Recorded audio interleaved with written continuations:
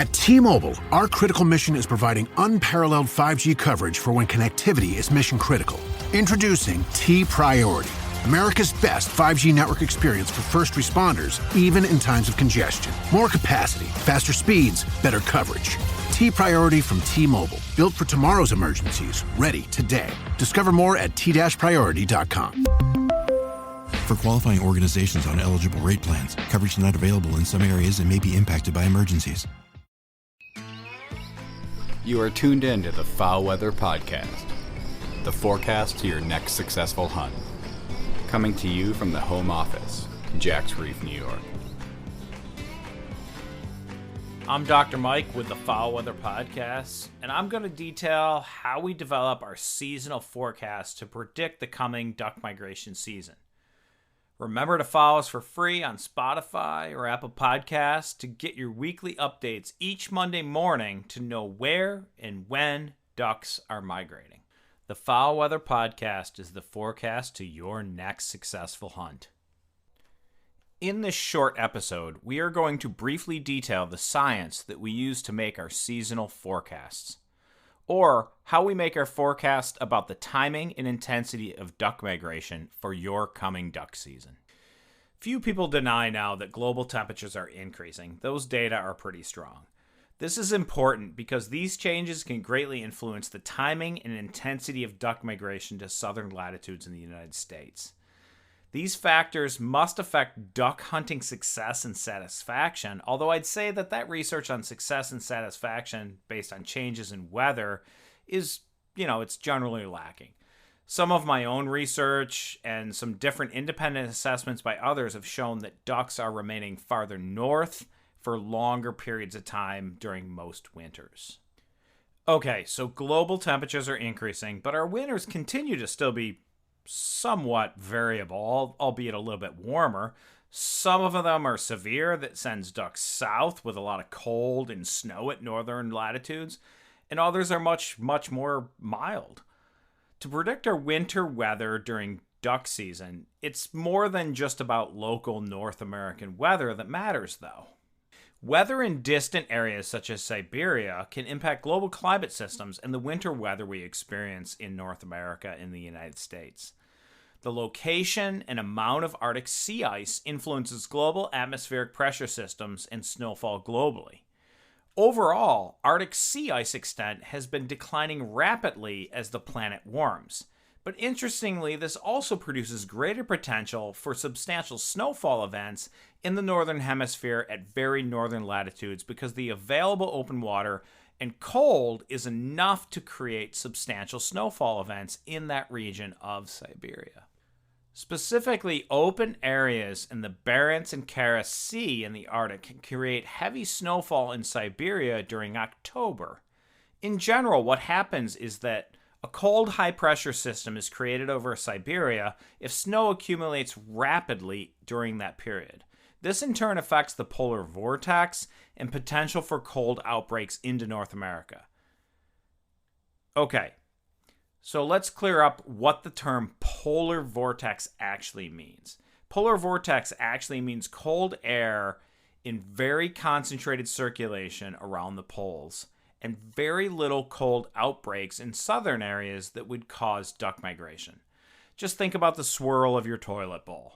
It's a nice circle, and that's what the polar vortex typically does when it is not in a polar vortex disruption. It stays in this nice circle, and the cold air stays very, very north. The media got this one really wrong, and they started to state this term polar vortex. What they actually mean is polar vortex disruption, which is created by strong high and low pressure systems, kind of like the one over Siberia when it snows in October. This creates a wobbly jet stream and polar vortex disruption that enables cold air to pour out of the Arctic and into southern latitudes and cause duck migration. So we watch Arctic sea ice trends and snowfall in Siberia very closely to make our seasonal long-term predictions about duck migration. There'll be more to come about that in late October and early November when we'll have a better idea of these conditions across the globe. We also use NOAA, or National Oceanic and Atmospheric Administration, seasonal outlooks, which are heavily linked to El Nino, La Nina, and the Oceanic Nino Index with neutral conditions. During El Nino, or warm Pacific Ocean, and La Nina, a cold Pacific Ocean, we generally get really predictable weather patterns across North America. Of note, the planet's just gotten a lot warmer, and so sometimes the La Nina and El Nino index just don't have that much of an influence as much as we would think, and just equatorial ocean heat kind of overrides any of these other signals. But in general, the Oceanic Nino Index, when it's below negative 0.5 for 4 months running, it's considered a La Nina event, or a cooling Pacific Ocean.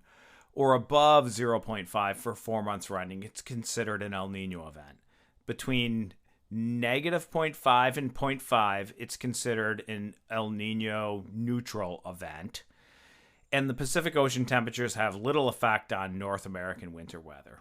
So, this year we look very likely to be in a moderate to strong El Nino. Some folks had forecasted a super El Nino. I don't see that happening at all.